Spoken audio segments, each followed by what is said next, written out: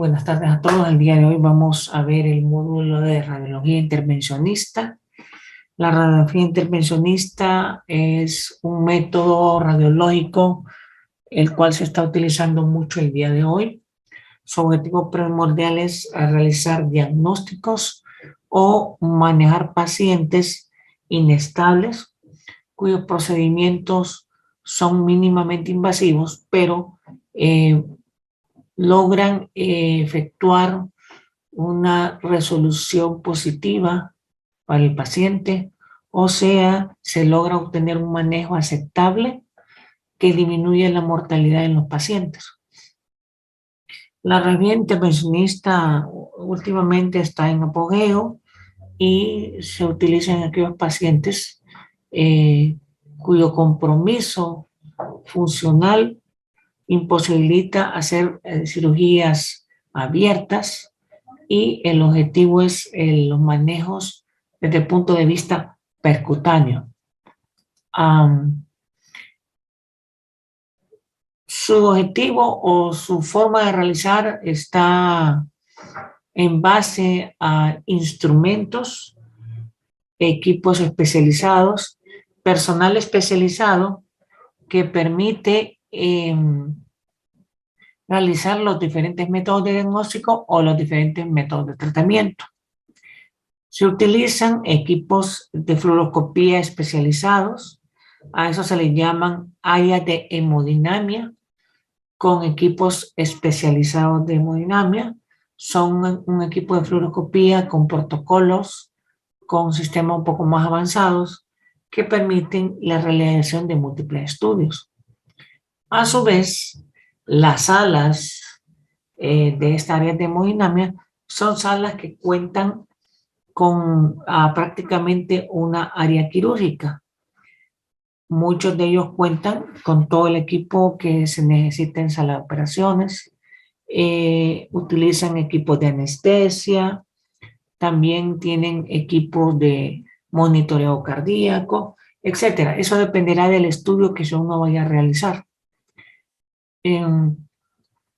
Los estudios se hacen por vía endovascular o por vía percutánea. Endovascular cuando en la patología se trate de vasos sanguíneos y percutánea cuando se trate de órganos específicos. En este caso, aquí tenemos una imagen que muestra los manejos por vía endovascular. Por ejemplo, aquí, en este caso en particular, hay una prótesis endovascular cuyo objetivo es un pantalón por una lesión dilatada, como vemos aquí, con aneurisma, ¿verdad? En este caso hay aneurisma. Entonces, este pantalón se introduce esto a través de vía endovascular. Los equipos de hemodinamia son como este que ustedes están viendo aquí. Es un equipo que tiene múltiples monitores, tiene un tubo de rayos X, tiene un intensificador de imágenes que es el que captura los rayos X que atraviesan al paciente y a través de estos monitores se logra evidenciar la imagen deseada. Aquí tenemos un montón de monitores que permiten la introducción de sustancias variables. Aquí tenemos varios equipos, hasta equipos de ultrasonido que pueden estar asociados aquí, equipos de reanimación. La sala también cuenta con toda una ala para poner los equipos quirúrgicos, equipos especializados. Aquí se guardan catéteres específicos para cada uno de los estudios en particular. Aquí está un equipo de anestesia. Entonces, como ven, son áreas compactas. Pueden ser tan grandes como esta o pueden ser más pequeñas como esta, que se mira un equipo más compacto que tiene la misma funcionalidad del otro, solo que es mucho más pequeño. Estamos hablando propiamente en el equipo dicho, pero su manejo se vuelve bien complejo ya que hay muchas plataformas y como en este caso vemos múltiples monitores, ¿verdad? Con una plataforma que parece una maquinita de juegos, pero también hay varias computadoras que procesan toda la información y nos permiten realizar una complejidad de estudios. Aquí hay unos monitores que están aparte, son móviles, que son parte del equipo en su interior. Hay otros equipos, como en este caso, ven la diferencia, la movilidad es diferente, también utilizan varios monitores. Como les digo, las marcas, los modelos y la calidad van a ser diferentes, pero el objetivo sigue siendo el mismo: hacer diagnóstico o tratamiento. Dentro de los diagnósticos se hacen a través de punción con aspiración de aguja fina. Normalmente los estudios de aguja fina no se hacen tanto en un área de hemodinamia, se hacen más en ultrasonido, en tomografía. Las biopsias con aguja gruesa se pueden hacer tanto en el área de hemodinamia como en el área de tomografía, con menos frecuencia en el área de ultrasonido. Los terapéuticos sí se usan en áreas de hemodinamia, como por ejemplo los drenajes percutáneos. Estos se usan tanto en hemodinamia como en tomografía, como en ultrasonido, dependiendo del abordaje, dependiendo de las estructuras que existan. Las nefrostomías percutáneas se hacen en el área de hemodinamia, la ablación por radiofrecuencia también. La ablación por radiofrecuencia es la colocación de un radioisótopo directamente en un tumor a través de la visualización de la estructura por vía fluoroscópica y con el objetivo de reducir el tamaño de un tumor para hacerlo quirúrgico. La neurolisis de plexos, este es un manejo en pacientes oncológicos, en pacientes terminales con mucho dolor. Se introduce agujas, por ejemplo, un cáncer de páncreas, un cáncer de vía biliar. Se introduce una aguja en el abdomen hasta llegar a las regiones retroperitoneales donde está el plexo solar y se administra alcohol al 100%. Esto provoca una quemadura del plexo, destruyéndolo y provocando ausencia de la sensibilidad del paciente, y el paciente tiene una muerte sin dolor. Sí hay sus complicaciones, siempre las hay, como en todo procedimiento. Algunos pacientes pueden cursar con diarrea, otros no. Pero el objetivo fundamental es que el paciente pueda morir sin dolor. Colocación de arpones, eso es lo mismo cuando en mamografía, ¿verdad? Se colocan arpones, sobre todo microcalcificaciones, para poder localizar una lesión que no es fácilmente detectable por ultrasonido. Tratamiento de quistes gigantes de mama, quistes hepáticos, quistes pulmonares, quistes aún en el epiplón se podrían manejar con drenajes, o colecciones también se pueden manejar con drenajes externos.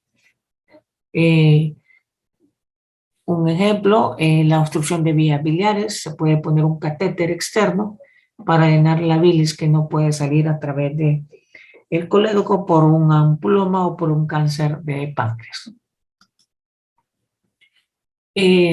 Como todo estudio, es importante el paciente en ayunas, una historia clínica con hemograma y tiempos de coagulación recientes, un consentimiento informado, porque es un procedimiento que normalmente no debería pasar nada, pero puede pasar.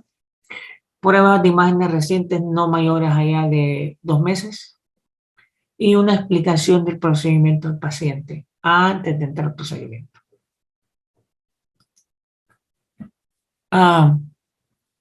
Como todo, dependiendo de la patología del paciente, así va a ser la localización de la lesión. Las condiciones y colaboración del paciente son fundamentales. Si es un paciente que no pueda colaborar, sobre todo cuando tenemos lesiones pulmonares y tiene distrés respiratorio, difícilmente se podrá realizar un estudio. La estructura anatómica a estudiar varía considerablemente el método y el tipo de instrumento que utilizaremos para el estudio. Aquí tenemos a un paciente al cual se le va a realizar un procedimiento y si ustedes se fijan, estamos en un área estéril. Aún el intensificador de imagen está protegido por un plástico estéril. El objetivo es que esto es casi estar en una sala de operaciones. Y cuando decimos mínimamente invasivo es porque las heridas que realizamos tratamos que sean menores de 1 centímetro. La esterilización, los campos y todo el equipo estéril es fundamental para evitar sobreinfecciones. Aquí tenemos un estudio en un diagrama, esto es un estudio en el cual se introdujo un catéter a través de la arteria femoral, se llegó a la bifurcación de la aorta, se administra material de contraste, el cual pinta las estructuras y logramos ver unas arterias con múltiples áreas de estenosis. Aquí vemos a la arteria ilíaca, la femoral, aquí solo vemos parte de la ilíaca, y ya no vemos la femoral como está acá, es porque está obstruida, y aquí solo estamos viendo las ramas de la femoral profunda. Este estudio es para diagnosticar una obstrucción arterial significativa y ver el grado de extensión de la obstrucción y cuál sería el manejo de elección en este paciente. Aquí tenemos un procedimiento, este se llama cateterismo cardíaco, es para ver el grado de afección de arterias y con eso se nos puede indicar si necesitará la colocación de esteno o no. Esto lo maneja cardiología, pero también radiología intervencionista, a radiólogos con especialidad en ese campo también se lo pueden realizar. Con más frecuencia lo hacen los cardiólogos. Aquí tenemos otro estudio con reconstrucción. Este es un estudio por tomografía, no tanto por hemodinamia, aunque también hemodinamia puede ser reconstrucción de vasos, solo que no se miraría en esa forma. Pero también pueden hacer los dos métodos. El objetivo es poder detectar que hay una masa tumoral en útero y que por radiología intervencionista se mete un catéter acá.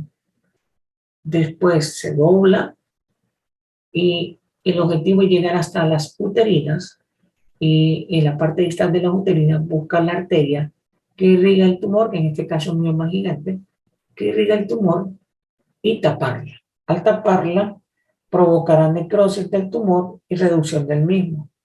Se hace de igual forma en el lado lateral a la entrada y contralateral hasta el punto de disminuir la irrigación de este tumor que provoque su necrosis y su reabsorción.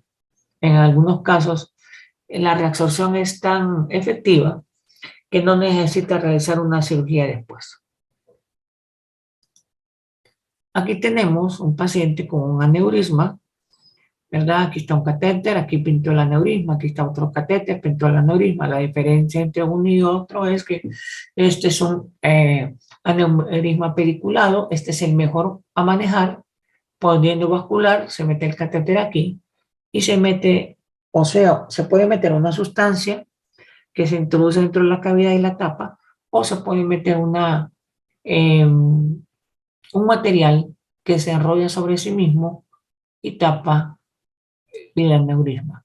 En estos casos, si ya no se puede usar ninguno de ellos, aún el manejo externo por cirugía externa de poner una grapa suele ser peligroso y la mortalidad aumenta exponencialmente. Entonces, estos tipos de aneurisma no se manejan normalmente, son de alto riesgo, tanto hacer algo o no hacer algo.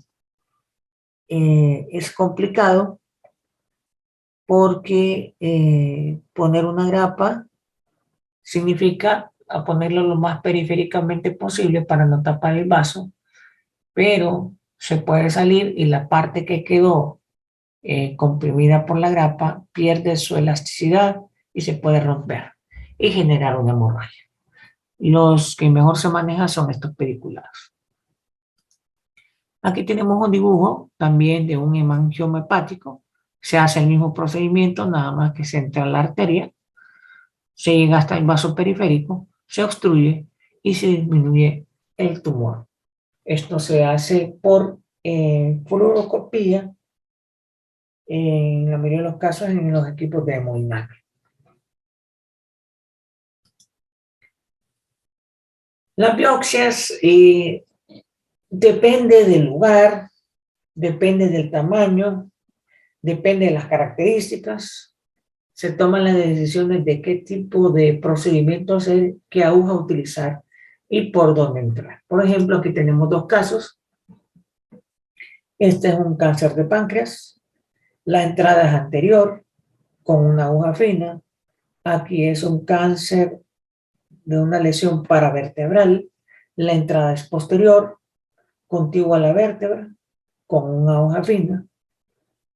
Estos tumores, normalmente con aguja fina, son en tumores pequeños. En tumores grandes se puede hacer aguja con corte grueso, o sea, corta en pedazos. Esta no, esta es por aspiración. Entonces, el protocolo y todo cambia de acuerdo al tipo de estudio. Aquí tenemos otro paciente que tenía una lesión renal. Normalmente no se biopsia las lesiones renales cuando se sospecha malignidad, porque si están encapsuladas las lesiones, al romper la cápsula yo transformo los parámetros del tumor, el estadio sobre todo, y puedo cambiar un estadio 1 a un estadio 3, solo con romper la cortical del tumor. Si está íntegro, no se toca. Si es otro tipo de lesión que se necesita investigar, entonces se puede biopsiar con aguja fina o aguja gruesa, dependiendo del tamaño. Aquí tenemos un paciente que se le administró anestesia en el área de localización donde hay una lesión. Aquí se le está colocando una aguja de punción. Aquí están viendo la aguja entrar al riñón, a esta lesión no tan visible que está aquí. La aguja va entrando y se coloca en el área de la lesión y después se van a hacer movimientos de 1 centímetro aspirando y se va a sacar tejido por aspiración en una jeringa. Aquí está la aguja introducida igual que en estas imágenes. Se está aspirando, se está sacando un contenido sanguinolento y este tejido se va a enviar a una serie de laminillas. Estas serie de laminillas van a ser procesadas y se va a tratar de investigar qué tipo de lesión es esa.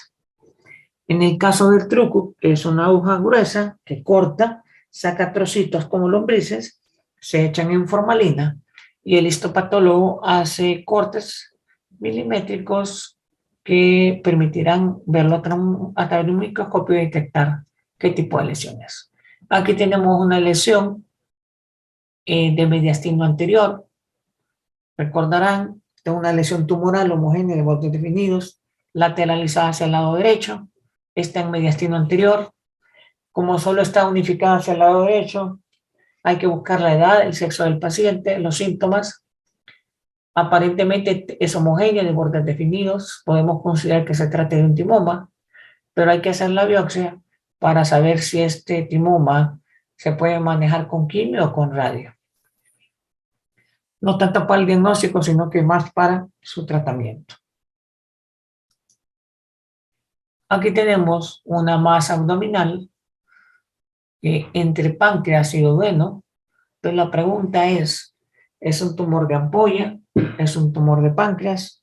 ¿Es un linfoma? ¿Es un tumor de IS? Los diagnósticos son 4. Claro, la historia clínica ayudará bastante en poder determinar cuál puede ser, de acuerdo al tiempo de evolución, de acuerdo a la pérdida de peso, la presencia de fiebre, etcétera. Toda una serie de parámetros que uno tiene que valorar para considerar cuál es la mayor posibilidad. Hay ictericia, no hay ictericia, hay proceso obstructivo y no hay proceso obstructivo. Todo eso se evalúa y se determina cuál es el primer diagnóstico. El estudio histopatológico es para concluir el diagnóstico y para determinar cuál será el tratamiento de elección para este paciente. Aquí tenemos una masa, aquí tenemos la dirección que va a tomar la aguja de corte, ¿verdad? En este caso sería con una aguja truco por el tamaño de la lesión, que más o menos es de 59 centímetros. Ya es grande. Aquí la dirección que va a tener la aguja. Y aquí están viendo, esta es una aguja de corte, número 18, aquí le están viendo entrar. Aquí ya entró. Y una vez que entró, esto se corre como 2 centímetros. Cuando se dispara, corre, corta y vuelve a meterse. Y después se saca la aguja y eso se echa en formalina y salen como trocitos. Hay lo que se llaman agujas coaxiales. Las coaxiales es que llevan doble riel. Se introduce una aguja eh, que lleva un mandil, después se saca el mandil, queda hueca y después se introduce justamente esta otra aguja, que es la que disparadora, y se está sacando y queda la otra aguja hueca ahí y solo se direcciona para sacar muestras de diferentes puntos. Los materiales, a veces cuando vamos a hacer nefrostomía percutánea es introducir catéteres dentro de las vías urinarias cuando están obstruidas por tumores, por cálculos o por lesiones extrínsecas. Dentro de los tumores puede ser cáncer de cervix, puede ser la misma hipertrofia prostática, puede ser un cáncer vesical, etcétera, que provoca obstrucción y el estancamiento de la orina con dilatación de la pelvis y posteriormente hidronefrosis. Entonces, al colocar un catéter de drenaje externo, sacamos la orina por el catéter y mejoramos la creatinina y la función renal y los posibles daños que tenga el mismo riñón. El centraje es importante, aquí está dilatado la pelvis. El posicionamiento es importante porque nos permiten tener medidas. Al tener las medidas podemos saber por dónde entrar. Por ejemplo, aquí se va a entrar en medio de dos costillas, donde hay grasa y donde está exento el colon. Porque si se introduce por acá, atravesaríamos el colon y la complicación sería grave. Entonces, por eso el estudio tomográfico nos indica por dónde entrar y nosotros buscamos la dirección más adecuada. Aquí en este caso ya están viendo, se introdujo la aguja. Al introducir, está saliendo la orina. Si ustedes ven, la orina es turbia, significa orina contaminada, o sea que hay una infección sobreagregada. El colocar el catéter pues va a ayudar mucho a mejorar el cuadro infeccioso.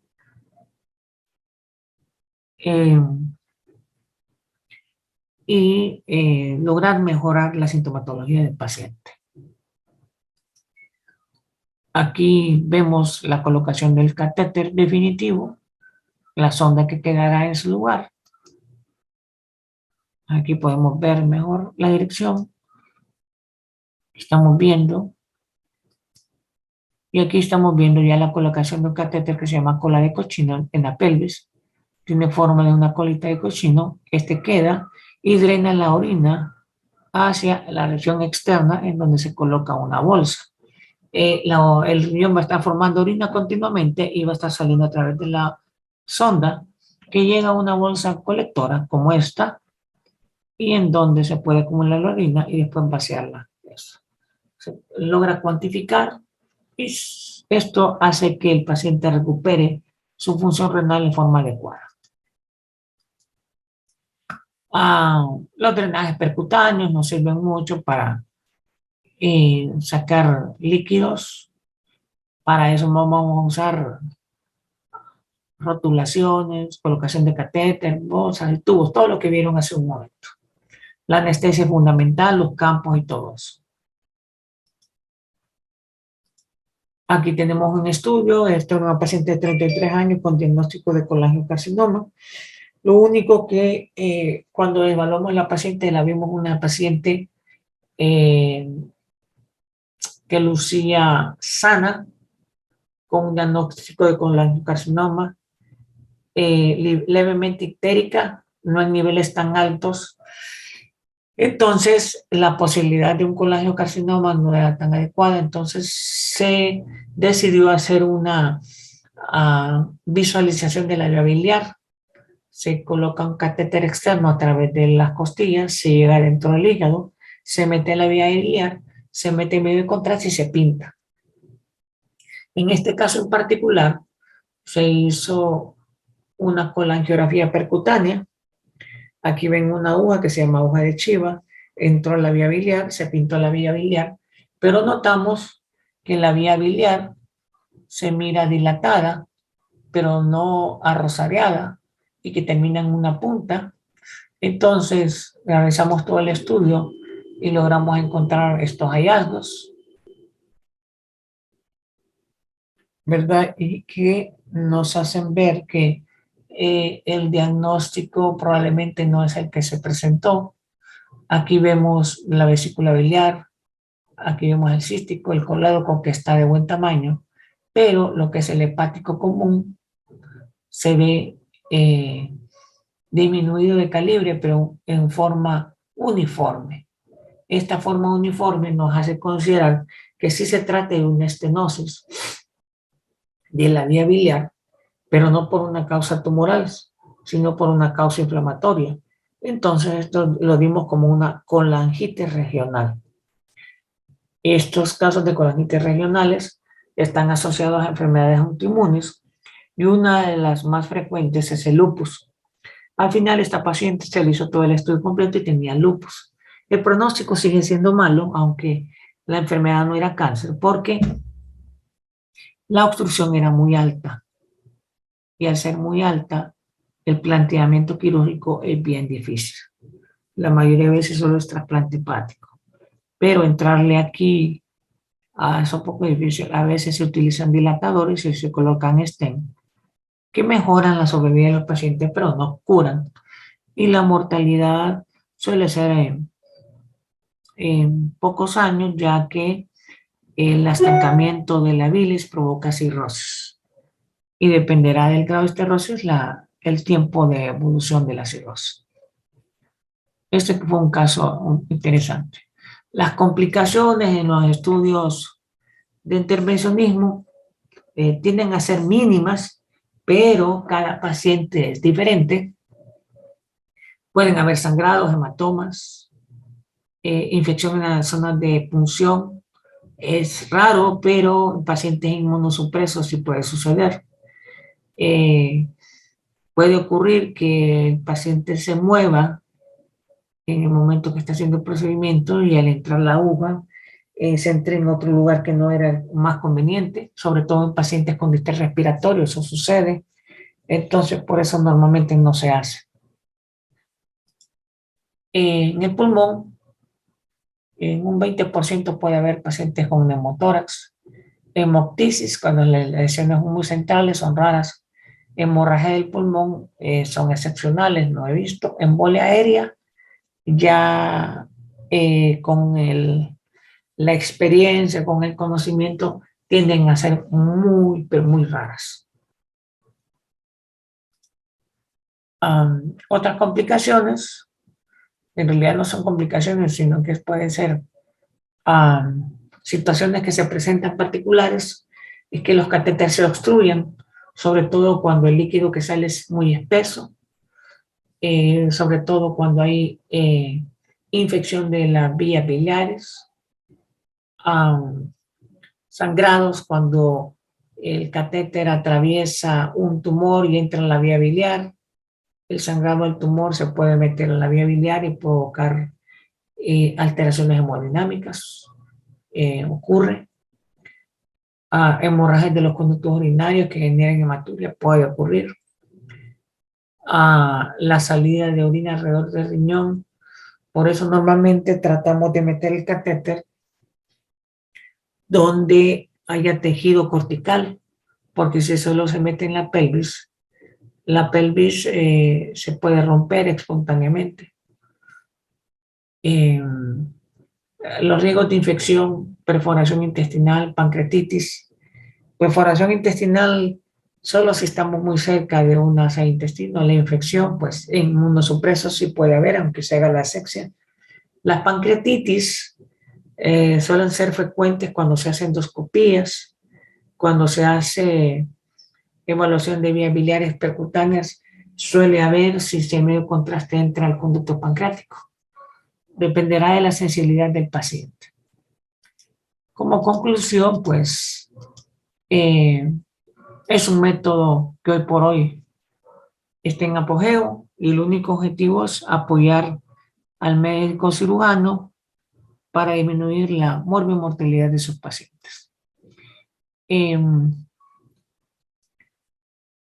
Son múltiples los casos que se miran continuamente con radiología intervencionista. No sé si tienen dudas, preguntas, comentarios. Doctor, yo tengo una duda. Igual, como en todos los procedimientos que se realizan en radiología, la exposición a la radiación hay que tomarlo en cuenta. En esos casos, ¿qué tanta exposición tienen los pacientes y qué tanto tiempo están expuestos? Esa sería mi... Bueno, el tiempo de exposición depende de un montón de factores. En primer lugar, el lugar donde está la patología. Segundo lugar, la experiencia del médico que va a realizar el estudio. Tercer lugar, el equipo que va a utilizar. Por ejemplo, si vamos a explorar una vía biliar, hay catéteres biliares específicos, hay catéteres de cola de cochino, hay catéteres de expansión. Entonces, uno tiene que saber escoger cuál es el catéter que mejor le conviene de acuerdo al tipo de paciente que está viendo. Si es delgado o es obeso, cambia mucho. Si hay presencia de un tumor pancreático grande que desplace las vías biliares, ya es otro factor que aumenta el tiempo. Si es un paciente con dificultad de vía respiratoria, que hay mucho movimiento de la cúpula diafragmática, ya incrementa el tiempo. Como ven, hay una serie de factores que aumentan el tiempo de exposición. Normalmente lo que tratamos de hacer es utilizar lo menos posible la radiación y solo ver en el instante que estamos introduciendo las agujas y utilizar mucho la anatomía. La localización de estructuras se va desde el punto de vista anatómico y uno mira solo cuando entra la aguja, la va introduciendo, al ratito vuelve a encender por donde va la posición para encontrar una vía biliar. En riñón es también el mismo procedimiento.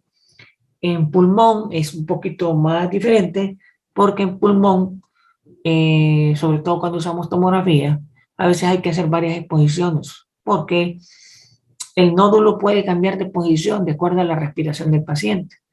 Aunque uno les dice no respire, es un poco difícil y con la introducción de la aguja me puede cambiar el posicionamiento. Entonces, varía mucho de paciente a paciente y de tipo de lesión.